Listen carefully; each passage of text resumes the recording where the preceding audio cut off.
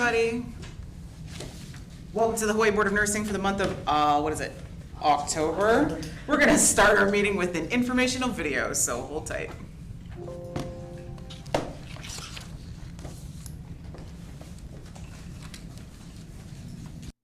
Welcome to the Professional and Vocational Licensing Virtual Board Meeting. When the meeting begins momentarily, the chair will take a roll call, explain any specific rules for this particular board, and then move to public comment. The name of the board member will appear on the bottom left-hand corner of your screen. For instance, this is board member Y, and this is board member E. Public testimony will be accepted at the beginning of the meeting and before each agenda item. You can indicate that you are ready to testify by clicking on the Raise Hand button being circled by the mouse on your screen now. At the appropriate time, the board will recognize you to speak and ask you to unmute your mic as shown here. Again, public testimony will be accepted at the beginning of the meeting and before each agenda item. Public attendees will not be able to unmute their microphone until recognized by the board. Public attendees who are recognized to testify will be asked to identify themselves by name and their affiliated organization if applicable. Please mute your microphone when you are finished speaking, as a courtesy to others and members of the board. Public attendees will not be able to unmute themselves after the testimony is completed unless recognized again after raising their hand. At some point during the meeting, the board may choose to move into executive session. When the board moves into executive session, the board members' microphones and video feeds will be turned off, and a similar screen as you see now will be displayed. When the board returns from executive session, their microphones will be turned on as well as their video cameras. Welcome again to the Professional and Vocational Licensing Virtual Board Meeting. At this time, the chair will call the meeting to order and take a roll call, as well as explain any additional rules that may be specific to this board.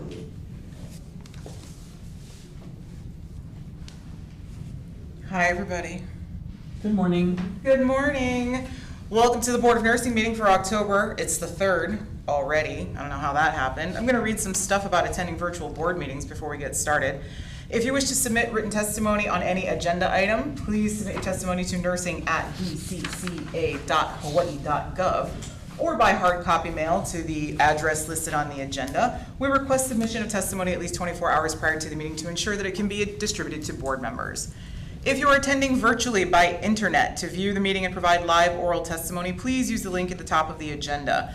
You will be asked to enter your name. The board requests that you enter your full name, but you may use a pseudonym or other identifier if you wish to remain anonymous. You will also be asked for an email address. You may fill in this field with any entry in a standard email format.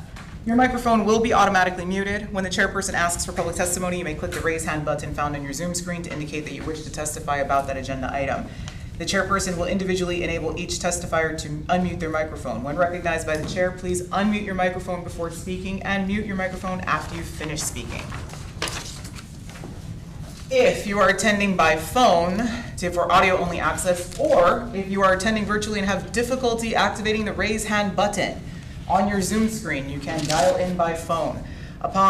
When the chairperson asks for public testimony, you may indicate that you want to testify by entering star and then 9 on your telephone's keypad.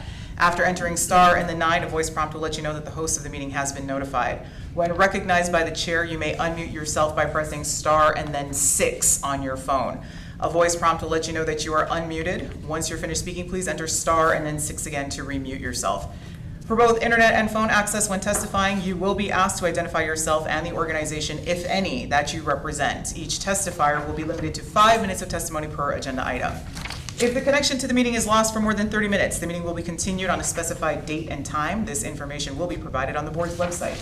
And as always, you can access instructions to attend State of Hawaii virtual board meetings online at the board's website. At this time, I'm going to take a roll call of board members to see if we have a quorum. I'm Carrie Oliver, I'm the chair, and I'm present. Our vice chair, Jill Riggs, is excused today. When I call virtual board members, for those of you who are attending virtually, please indicate that you are present and whether you are alone in your location. Being in earbuds counts, basically. Karen Boyer. Present. Sherry Shields-Hansen. Present. Bradley Kuo. Present. Terrence Aratani. Present and alone. And Rebecca Moore. Present and alone. Wonderful. We do have a quorum. I'd like to welcome Rebecca Moore. She's a new board member starting today. Hi. Welcome. Hi, good morning. And you're on the Big Island, yeah? Yes, Kilo. Delightful. Okay, we do have a quorum, so the meeting is officially called to order. The first thing on the agenda is the chair's report. I don't have any announcements. I don't think. Maybe I'll make one up. Nah. Next thing is the approval of minutes. So we have the minutes from our what do we have? September 5th, open session meeting, correct? Did board members have an opportunity to review those minutes? Yes. Does anybody have any corrections or changes they need to make? No. Is there a motion to accept the minutes as circulated? So moved. This is Bradley. I'll second Terrence. Thank you, Terrence, for the second. Does any board member wish to vote no, recuse themselves, or abstain from voting on that motion? Seeing none, hearing none, the ayes have it, the motion carries. Delightful. Thanks, guys. We'll move on then to next agenda item, which is agenda item number 4. It's our executive officers report. Chelsea. So the 17th proclamation relating to wildfires was released on September 17th and will last through November 16th of this year. So it exempts out-of-state nurses and nurses who have expired licenses to practice within the state if they meet certain requirements. The next item we have is correspondence from Tani and Iida. And I'm just going to read it out just so that I don't lose any of the contracts in here. So it says the following. We thank the State Board of Nursing for its discussion on Ms. Kimberly Gibu's letter regarding reading lab results for patients. This is a second follow-up email as we received no response to our previous email. And our concern that the letter previously submitted by our union on our behalf was not mentioned nor addressed during that meeting, nor was an attachment to the National Council of State Boards of Nursing Scope of Practice Guideline. We would also like to let you know that 2 of us were unable to access the meeting's raise your hand feature to participate in a Zoom meeting, perhaps because we were on Macintosh computers. So we want you to be aware of a possible technology issue with your Zoom setup. We present this information to give you a fuller picture of the change being proposed. Current and orthodox care. Positive cancer pathology result is sent to a GEN Surge RN who makes a GEN Surge consult appointment and advises PCP by electronic message. PCP calls patient to advise new cancer diagnosis. Support patient and family by answering questions, advise Gen Surge appointment date. Propose unorthodox care. Positive pathology result. Any staff RN who may have no relationship with the patient to call patient following a boilerplate script, advise new cancer diagnosis, direct patient to read online resources about cancer and about GEN Surge appointment. We understand from the board's discussion that we may read the patient their positive cancer pathology report. As a point of clarification, as patients can read their own pathology results via their online health records, the passage of the CARES Act of 2020, that is a misleading question. What we are really asking is if it's the best practice by nursing standards and orthodox community expectations for a staff RN, not versed in the technical details of the pathology lab result in question, to relay that information to a patient, especially when it contains a traumatic diagnosis, and should non-provider RNs really be the staff to announce a new cancer diagnosis to a patient without being able to further support them. We know of nowhere in our healthcare community where our staff RNs are expected to give patients their new cancer diagnosis, rather than have their medical or covering provider review this with the patient to be able to answer further lab, care, and prognosis questions. However, we staff RNs do not know technicalities about pathology result details, nor how to counsel and support patients about their new cancer diagnosis at the time of the call. We are not oncology nurses nor providers such as an APRN, PA, or MD. Furthermore, there is no streamlining nor time saving to anyone and does not benefit the patient as rather than have the ordering physician advise the patient of their cancer diagnosis and provide time for the patient and their family to ask questions. The patient will just be read the same information viewable online and directed by the unknown RN to view online reference material before seeing a general surgeon. We fail to see how this will streamline care, as it will leave patients confused and with more questions than answers right at the time of receiving their cancer diagnosis. Frankly, this truly lacks empathy for the patient. We are advocating for our patients that removal of the ordering physician from this process is not in the best interest. Streamlining of processes should not lead to less patient care from the ordering provider. We understand that our particular nursing standard of care questions may be beyond the parameters that the State Board of Nursing will advise on, as indicated in the recent online meeting discussion. We ask for a deeper discussion, though, because lack of clarity may undermine nursing scope of practice and our ability to advocate for our patients under ANA nursing standards of care. Our ability to act as advocates is part of us practicing at our highest level.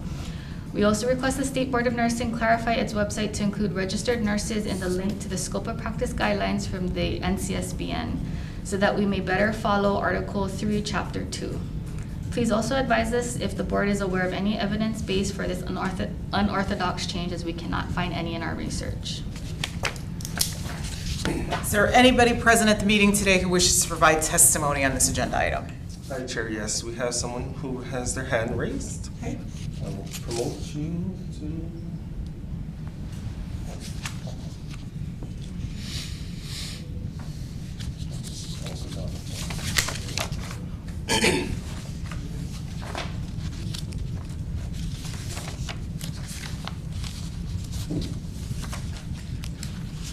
Hi. Should be able to unmute your phone, please. Unmute. Are you able to hear me now? Yes. Can you please Okay, state your, good morning. you need to state your name and your affiliation if you have one, please.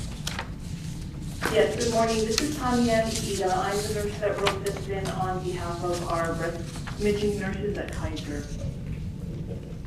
Okay. And so do you have any additional testimony? We have your statement. It is read for the record, so we're just wondering if you have anything else that you would like to note to the board. Yes, just two things, really. First of all, I just wanted to say that besides representing our poor nurses, we're coming back because we've also spoken to people in the community, both other local healthcare administrators, patients, providers, other nurses, and we're all a bit confused as to how this process is going to benefit any patient, because you're removing the provider from establishing the medical diagnosis in light of the patient's medical history, psychological history, and confirming that to them as the consumer. The patient has paid a lot of money to get their medical care, and they are not happy about the idea of their doctor who they pay for not being willing to call them with their new cancer diagnosis. That is point one. And I just wanted to make another point about the pathology report. We presented a very straightforward pathology report that said invasive carcinoma in situ. However, the pathology reports can be quite complex, and even though it may contain the word carcinoma, that may not actually be cancer. For instance, lobular carcinoma in situ is not considered cancer. So it's not as simple as it seems with pathology reports that can contain many other pathology terms about other findings, which we cannot interpret to the patient. So we're confused as to how this is supposed to benefit the patient. Thank you for that testimony. My question to you, Ms. Ida, is what is your request of the board? Well, we did hear clearly that we can read the patient their pathology report. So that scope of practice part is kind of clear, but not really, because we are feeling that we're supposed to be now establishing the medical diagnosis instead of the provider doing that. And the other part is about the standards of care. We don't feel that this process helps us to advocate for that patient. So we were wondering if we could refer our managers to the National Council of the State Boards of Nursing scope of practice process to make it easier for everyone, because all of the steps are in there, what should be done before a new process like this is put out. Okay, so you understand that reading a diagnosis is within the nursing scope of practice, and that diagnosing, I'm confused about what the standards and scope of practice consider a nursing diagnosis. So it is not thoroughly outside of the purview of a nurse to make a nursing diagnosis. So, Correct. again, your request of the board is that what, I'm sorry, I'm not clear on, if we've clarified the scope of practice, and you do understand, right, and your letter indicates that the board's purview does not extend to commenting on facility policy. Our job is merely to interpret the legislation and the rules related to the regulation around nursing practice and advise as to whether or not, in our opinion, that something is or is not within the nursing scope of practice as defined by the regulation. So you've indicated that you understand that we've already ruled on this, so I am still not clear on what it is you're asking the board to discuss today. As I understood it, the ruling was that we can read the patient their pathology report or any other abnormal result, which we already know about and the patient can already see. Okay. Where we're feeling like it's right on the edge of our scope of practice is me taking a complex pathology report and saying to a patient, you have breast cancer, when it may not actually be breast cancer based on just the terminology in the report. So I am now establishing a medical diagnosis based on that abnormal result that I just read you. Is that within my scope? I know it would be within the scope of an APRN, but I don't think it's in the scope of an RN. Well, I'm confused about what circumstance you would be in where you have a pathology report that gives at best an ambiguous indication of a cancer diagnosis, and then that would result in you telling the patient that they had a cancer diagnosis. I can't imagine a scenario in which that would transpire. Well, for instance, lobular carcinoma in situ. If the patient reads in their report, or I read it to them, lobular carcinoma in situ, the next question is going to be, so do I have breast cancer? So based on that report, it says carcinoma. I'm being told that I can tell them they have cancer, but I can't. There's also dark ductal carcinoma in situ, which some providers debate whether that's even a cancer or not. So then there's the possibility that based on that word, carcinoma being in your pathology report, I tell you you have breast cancer, but you go to your doctor and they say, well, maybe you do, maybe you don't. Is there an opportunity for follow-up appointments based on the information that the RN provides? The current request is that we tell the patients they have cancer, and then we cannot explain the terminology, any other terminology in the pathology report to them. They are to be advised that they have a held general surgery appointment, which is generally in about 7 to 10 days. And if they want it, we will refer them to online resources to read about breast cancer.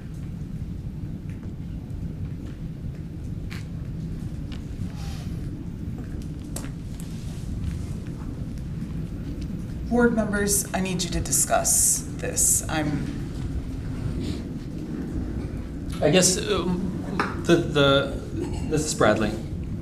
The thing that I'm kind of questioning here is, given another diagnosis or another review of a report, if somebody is given a positive result of a pregnancy, are we diagnosing a pregnancy? I don't feel like that's the case.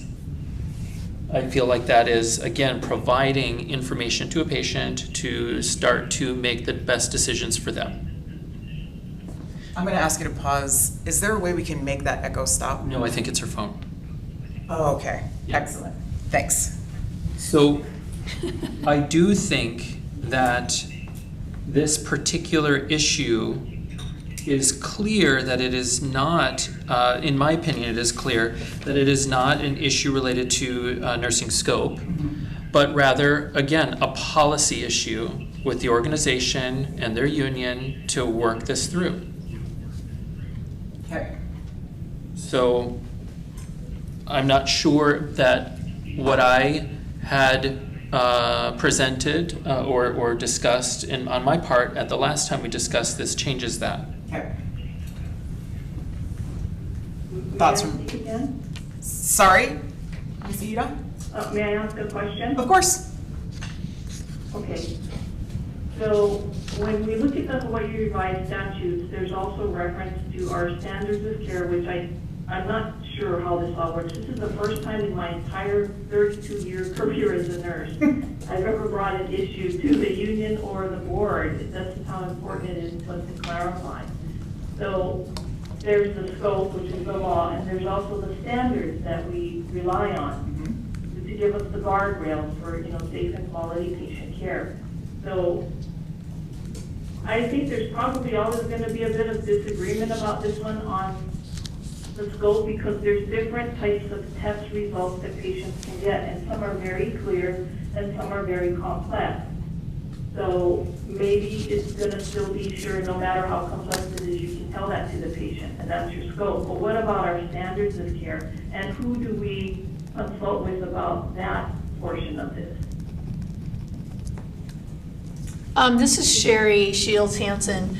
I hear what you're saying about the discomfort, but I also know as an RN, if there's something that I'm asked to do that's not at the highest quality of care possible, then I am going to discuss that with the ordering physician.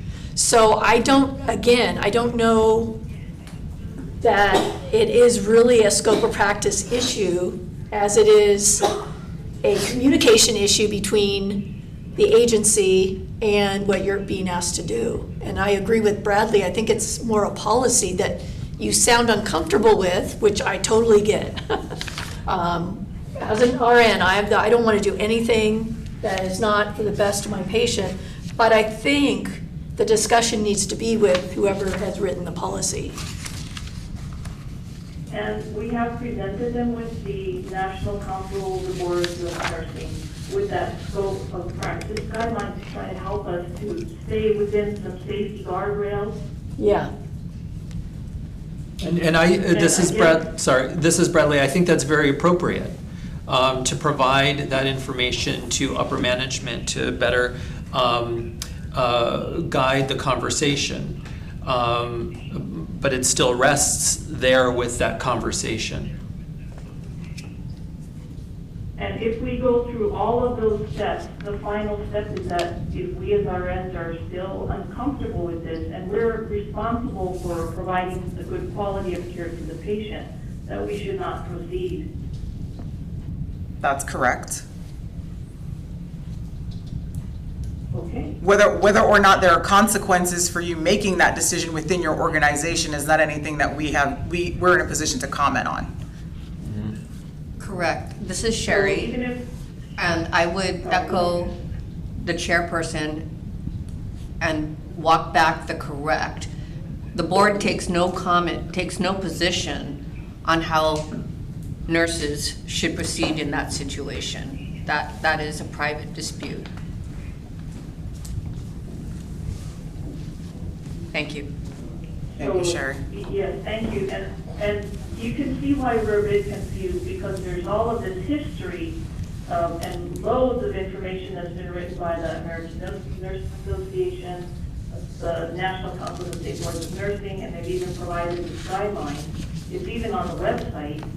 So we're just confused as to where we go for support for the standards of care, if not that. I think one of the challenges I'm having with your reference to the standards of care is that you haven't identified what standard of care you think this procedure is in violation of. Well, first of all, there's the code of ethics, and I have actually been looking through we've been looking through American Nursing Association standards of care. We can provide that to the board.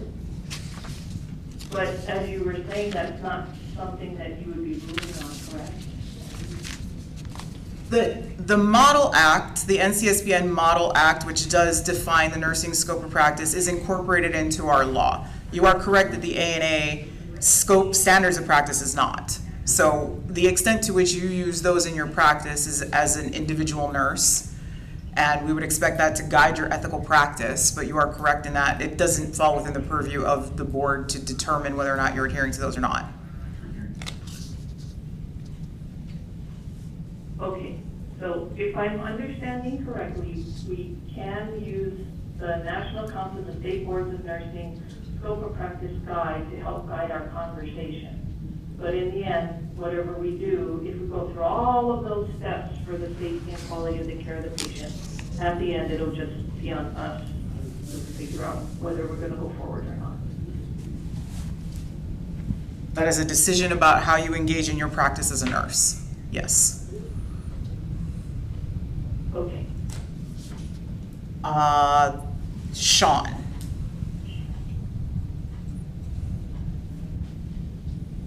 We're promoting you now. Hi, Sean. You should be able to unmute yourself now. Thank you. Hi. My name is Sean Kim. I am the attorney for the union that represents nurses at Kaiser. I'm also the acting director of field services for the union. I think one of the areas of concern that the union has is, I understand the board's position is that nurses can read the test results. And I'm not saying that we necessarily agree with that. I think there is a difference between reading the test results and giving a diagnosis based on what those test results show. And I think that's a concern. That's another concern that the nurses have. Kaiser in this case has repeatedly told the nurses and the union that if the test result uses the word carcinoma, that they want the nurses to tell the patients that they have cancer. And as Connie mentioned, there are some results that use the word carcinoma that are not cancers. And so we just want to make sure that the board is clear that what it's saying is that the nurses can read the test results. They are not going as far as to say that the nurses can say to the patient they have cancer.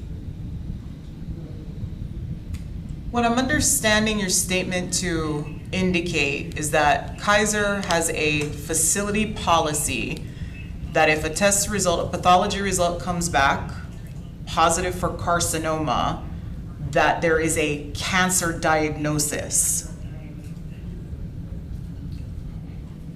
What Kaiser has said during our meetings with them is that the diagnosis of cancer is just a lay term for the term carcinoma. You know, we strenuously disagree with that.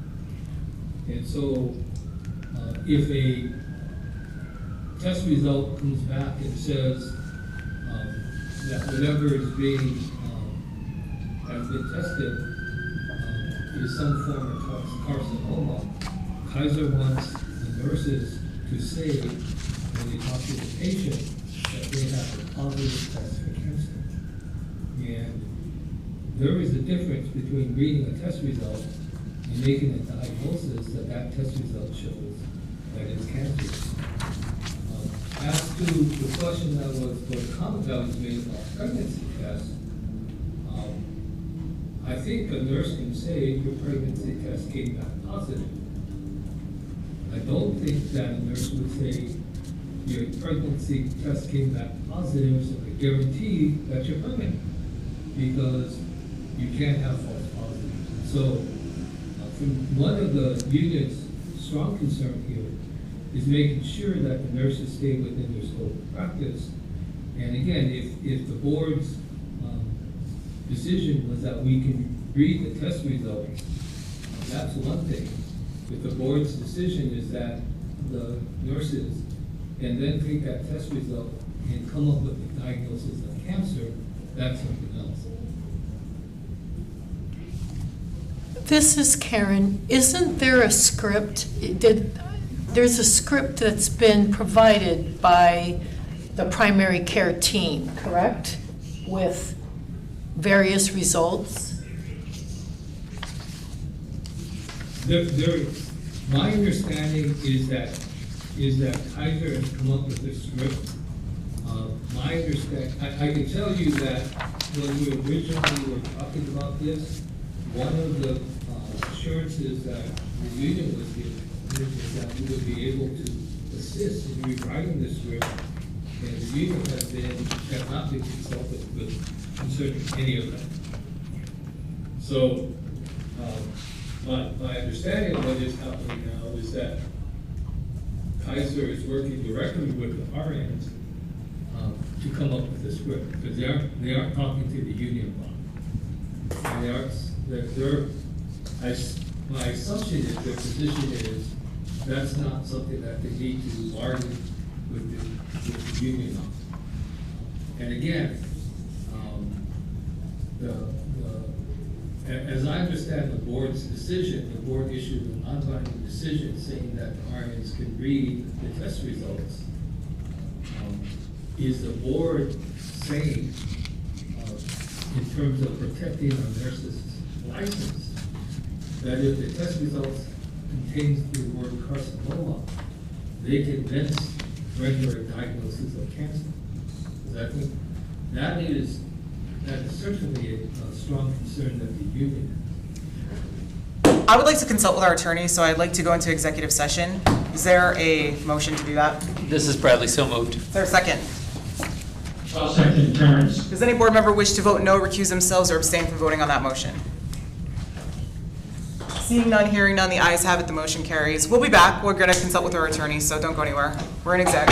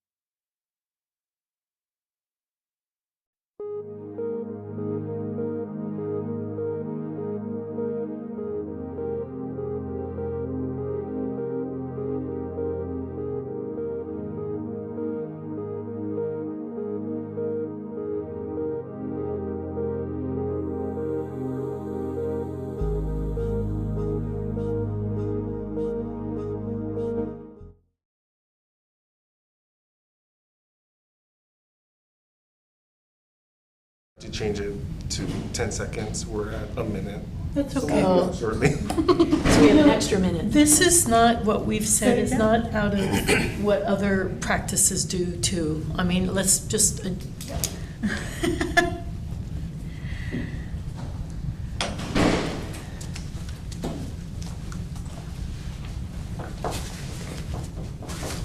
right, 20 seconds.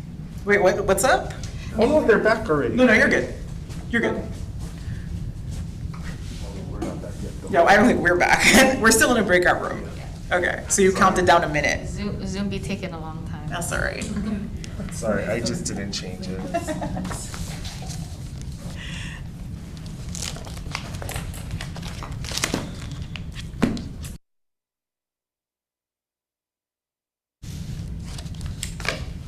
All right, and we are back. Thank you, everybody, for your patience. We did want to consult with our attorney about the boundaries of the board's purview to comment on this. Following the discussion that we had here in the open session, all the testimony and consulting with our attorney, the board would like to make 3 statements in response to this inquiry. The first is that nothing of the new information provided here today changes the board's previous informal opinion that reading a pathology report of any kind or a test result of any kind is within the nursing scope of practice. We maintain that that is our position. The second is that the board finds that reading a script that contains a test result is not equivalent to making a diagnosis. So we expect that the diagnosis was made and incorporated into the script, and reading it is not the same thing as making that diagnosis. The third statement the board would like to make on this matter is that we strongly encourage the nurses to continue to engage in conversations with Kaiser in your facility to arrive at a script that is amenable and acceptable to everyone in order to provide quality patient care. Again, this is a non-binding opinion on the board based on the information only available in the inquiry and today's discussion. That concludes this agenda item, unless there's some other question or anybody else wishes to provide testimony on the matter. Great, thank you so much. We appreciate the engagement. This is why we have public meetings. Thank you so much, everybody. Oh, yes, go ahead. I just wanted some clarification on number 2. Sorry? I just wanted some clarification on number 2. Number 2? Yes. Which was reading a script is not equivalent to a diagnosis. Is not equivalent to making a diagnosis. That is correct. So if, I just want to make,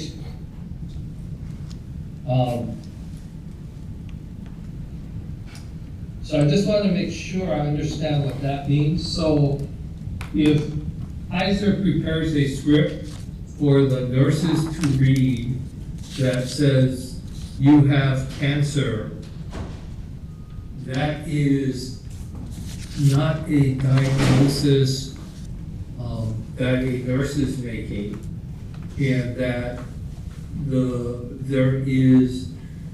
nurse is not acting outside of their scope of practice. Is that what the board is saying? That is the board's opinion, yes. So, and again, I know this is informal, and part of me, I'm kind of learning the process here too.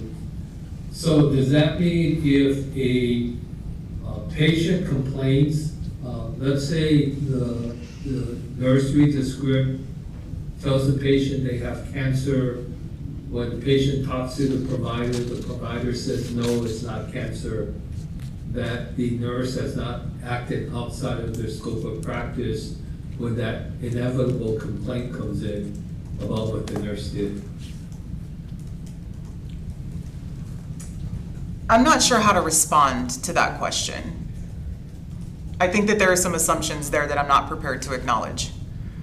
I think, and I appreciate the board, but I think what we're trying to do is make sure that the nurse's license is protected.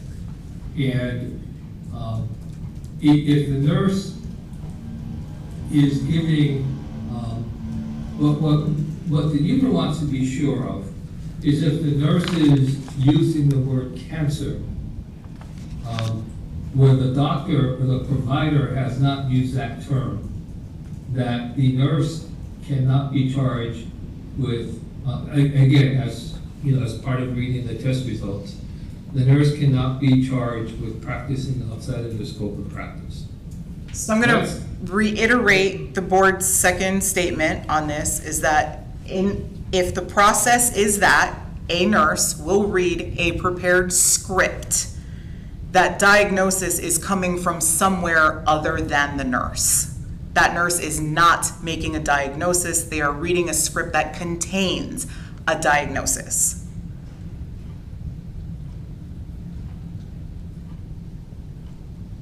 And pardon me, I'm just trying to process that. So,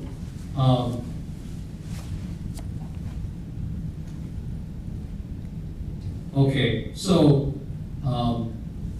I appreciate that, because we will now engage Kaiser and let them know that we believe that there's a diagnosis, and we'll continue that discussion with Kaiser on that. Thank you. Wonderful. Thank you so much. We appreciate this conversation. I think she wants to speak. No. Say again, guys. Somebody else, Mary L. So we still have a hand up. Is that a previous hand? I don't know, is that, Tani, did you still want to speak? I don't know if that's. We have somebody raising their hand, we're gonna allow you to speak. Yes. Am I allowed to make one last request? Sure. I'm sorry, I don't mean to seem obtuse or stupid. I just want to ask this very clearly, because I know my fellow nurses are going to ask me. Okay. I'm going to just try and state it one last time clearly. Please excuse me if this is a repetition, but is it within the scope of practice of staff RNs to interpret a complex abnormal pathology result into a medical diagnosis? No. Okay, because that's what we feel like we're being asked to do here. You're being asked to read a script. But in that script, they removed the provider from confirming the diagnosis. We have now broached the part where you guys have to work out the particulars of how that script is written with your facility.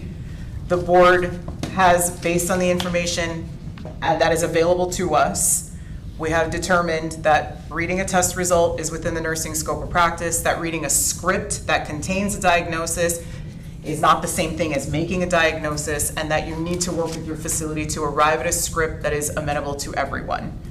I don't think that the board is in a position to make any more elaborate or detailed comments on this matter. Okay, well, we thank the board for your time and being willing to look everything over again and consider it all. Thank you so much. We appreciate you being here. Thank you. Okay. We'll move on then to does that conclude the executive officer's report? It does. It does, indeed. Okay, we'll move on to the report of the Education Committee from September 5th. Karen Boyer. Okay, education report recommendations based on the September 5th meeting. We had faculty applications which we recommend approval for the University of Hawaii Nancy A. Walsh School of Nursing. We recommend approval for Michaela Maynard, Marcia Castellanos Avmat, Jeremy Creekmore, Mary Hope Mikua, and Rowena Fuata. We also recommend University of Hawaii Community College has a new administrator, Camille Fernandez, that we recommend approval to the board. Is there a motion to accept the report and recommendations made by the Education Committee? Sherry Shields Hansen makes that motion, please. Thank you for the motion. Is there a second? This is Bradley. I will second. Thank you, Bradley, for the second. Does any board member wish to vote no, recuse themselves, or abstain from voting on that motion? Seeing none, hearing none, the ayes have it, the motion carries. Thank you very much, everybody, for that. And we will now move on to agenda item number 6, which is reports from Hawaii nursing organizations. We will start today with Hawaii State Center for Nursing, Laura Reichart. Hello, Director Reichart. Hello, good morning. Happy October. We're in the final quarter of 2024. Why would you say that? That's me. It's the truth hurts. Yeah, so good morning, everyone. There were so many updates last month. I just want to give 2 highlights. The first highlight is that on Friday, we are going to have our first nursing research symposium. We're piloting this, and we thought that we would get like 40 people who would show up, and we have 95 registered. Leanne Hussey and Carrie Oliveira are the coordinators for it. We have a really great, we have a board member who's the opening keynote, and we have just a really wonderful nurse researchers, people who are deeply inquiring into nursing process and thought, sharing their work. It's gonna be cool. So thank you for that work to get that moving. And then second, we will be announcing by email newsletter very shortly our Ed Capacity Report that is really great. It has a different format this year, so it calls out some big highlights, and it really shows the contributions of our nursing schools with, as they produce nurses for our state, and also their needs that they have to continue doing their good work. So it's going to be a great report. We'll have it sent out through our newsletter when it's posted on our website in like days. But the same team who puts things on our website is putting on a conference on Friday. So, work-life balance, work balance. So those are my 2 updates. We have a lot of other things going on, but I gave all of those updates last month. And I just want to thank you guys again for the incredible work, and put that plug in for the request I made last month. If there's an opportunity to find out the regional orientation of our newly licensed nurses, that would be such interesting and useful information that our state could have as we work on nursing workforce strategies. So thank you very much. You guys are doing great work, and I appreciate the dialogue and the efforts that you're putting in to help our state. Any questions for Director Eckhart? Thank you. Thank you. Hang on. Making a note. Oh, do I need to come back? No. Okay. Okay. All right. Hawaii A&A. Who do we have here? Hello, Linda Beechner. I thought we weren't going to see you anymore. Yes. That's not a bad penny. I just keep coming back. Hi, I'm Linda Beechner. I'm the Vice President of Hawaii American Nurses Association. And I'm here continuing for Elizabeth Papakua, who is our new Executive Director. And she is in Iceland. So, for this week, so with her family. So that's why I'm still here. But you will see her next month, and possibly both of us in person at that time. Regarding report from Hawaii American Nurses Association, just want to make a note about ongoing interest in legislative issues that may or may not be coming up in the next session. We're obviously very grateful, as the whole community is, that Kapiolani has settled their dispute, and we have no idea how this is going to impact any legislation coming forward on any of those bargaining issues in the future. So we'll continue to monitor that and bring any reports back to the board that we come across. In the next month, we are supporting the annual HISNA conference that's happening. That is the Hawaii Student Nurses Association, and it's being held at Windward Community College on October the 12th, and Hawaii A&A is supporting that event. And we're also, of course, doing our own annual Hawaii A&A membership meeting and business meeting, and offering 5 CEs on October the 19th at the Honolulu Country Club. Our keynote speaker is Jeff Doucette from Price. Yeah, the data guys.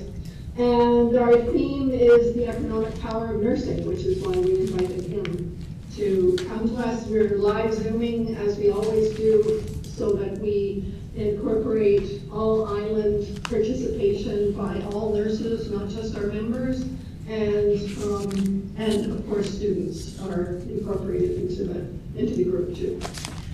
And that's my report. Thank you so much. Does anybody have any questions for Linda? Cool. Thank you so much, Linda. We appreciate seeing you. Great to see you. And do we have anybody representing Happen today? Jeremy Creekmore got that other job. Was he teaching or something? Okay.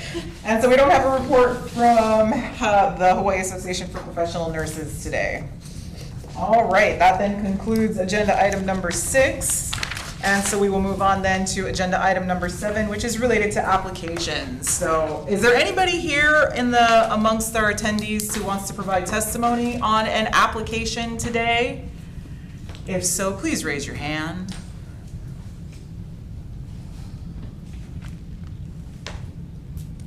Seeing none.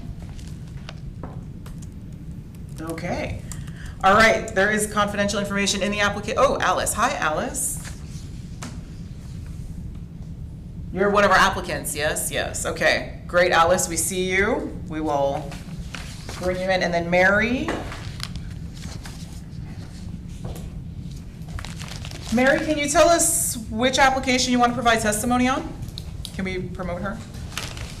We'll bring you over in just a second.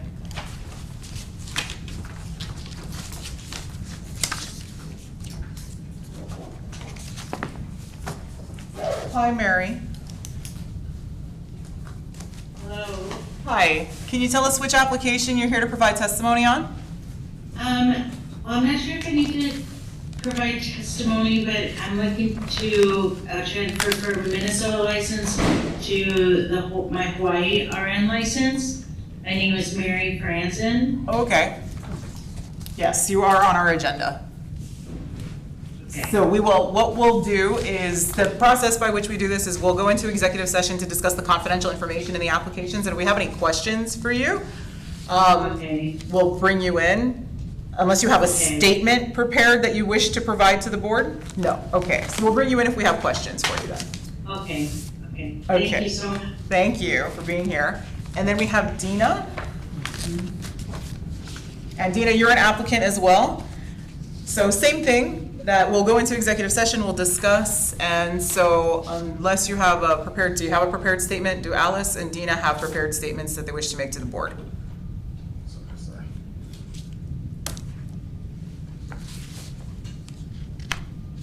Sorry, I'm taking our secretary off guard here. That was my fault. No, I don't have the statement. Okay, so you're available for questions then. Thank you. And then Dina, how about you? No, I am good. Okay. I'm just here to see what happens. Okay, so we'll bring you into our executive session if we have questions for you. Otherwise, sit tight. We will make our decisions in the open session when we're done with the executive. So thank you for your patience. All right, board members, that said, I'd like to make a motion to go into executive session pursuant to HRS 92-4, 92-5 to consider and evaluate personal information relating to individuals applying for professional or vocational licenses, and to consult with the board's attorney on questions and issues pertaining to the board's powers, duties, privileges, immunities, and liabilities. Is there a second? This is Bradley, second. Does any board member wish to vote no, recuse themselves, or abstain from voting on that motion? Seeing none, hearing none, the ayes have it. The motion carries. We are in executive session.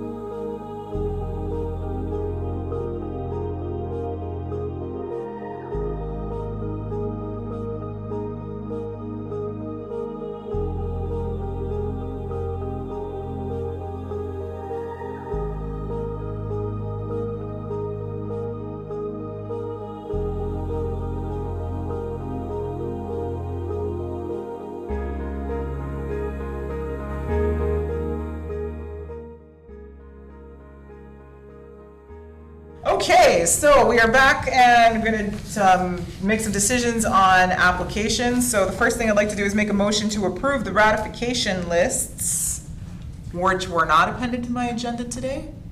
Were they? Online. I think they're online. They were on the internet. They were not on my hard copy. That's cool. So, motion to approve the ratification lists that were appended to the agenda for today's meeting. Is there a second? Karen seconds. Thank you, Karen, for the second. Does any board member wish to vote no, recuse themselves, or abstain from voting on this motion? Seeing none, hearing none, the ayes have it. The motion carries. Okay. At this time, related to applications for registered nursing licenses, we are going to defer for additional information the application for Alice Petionette for additional information related to education. The executive officers will be in touch with you by letter about what additional information we need. Okay, so I'm going to ask for a motion related to the applications for registered nurses for Vaughn Hales, Karen Liu, Kimberly Williams, Mary Franzen, Vanya Richardson, Dina Koreski, Ursula Berry, Raynell Agar Powell, Uwania Jordan, and Michelle Bolognino. Is there a motion related to those applications? There's a motion to approve those applications. Is there a second? This is Bradley's second. Thank you for the second, Bradley. Does any board member wish to vote no, recuse themselves, or abstain from voting on that motion? Seeing none, hearing none, the ayes have it. The motion carries. Is there a motion related to the applications for advanced practice registered nursing for Karen Liu and Ivy Joy Villanosa McCam? There's a motion. I move to approve those APRN applications. Thank you very much. Is there a second? This is Bradley's second. Thank you, Bradley, for the second. Does any board member wish to vote no, recuse themselves, or abstain from voting on that motion? Seeing none, hearing none, the ayes have it. The motion carries. Yay!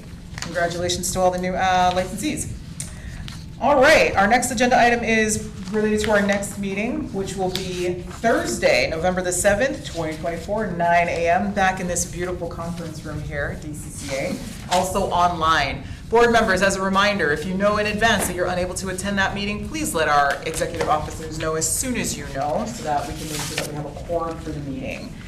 And with that, we have concluded the agenda and we are adjourned. Thanks, everybody. Have a great day. Aloha. Ahoy ho. Aloha. Thank you. Woohoo! I was very happy with that discussion.